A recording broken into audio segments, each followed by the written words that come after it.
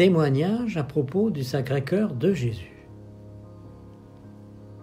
Sœurs et frères en Christ, bonjour. Je suis très heureux de vous offrir aujourd'hui mon témoignage.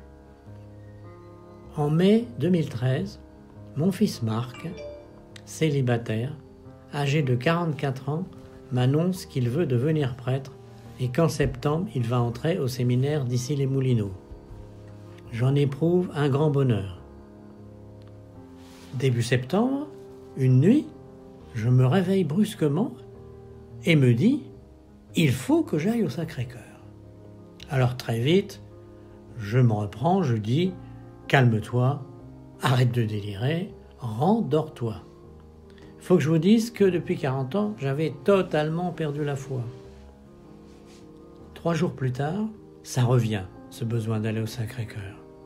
Alors, j'aurais eu 40 de fièvre ou une jambe cassée, ça ne m'aurait pas arrêté. J'étais poussé par une force irrésistible. Je vais donc au Sacré-Cœur.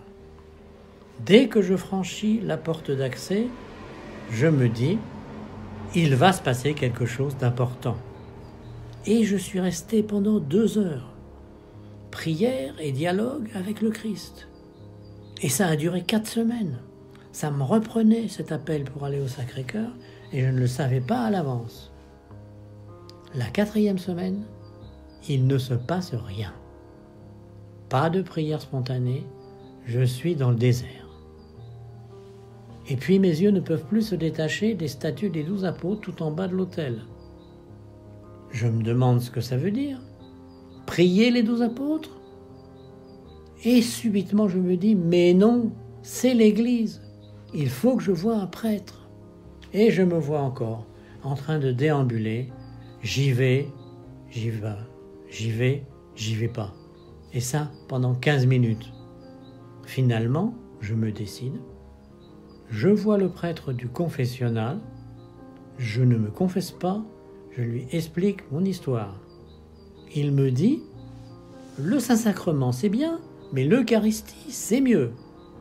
Nous discutons longuement et je le quitte bouleversé. Et c'est le départ d'un cheminement qui m'a fait revenir à la foi et à la pratique religieuse. Je vous en dirai plus la prochaine fois. Que Marie, Jésus et l'Esprit vous bénissent, vous protègent et vous guident. Amen.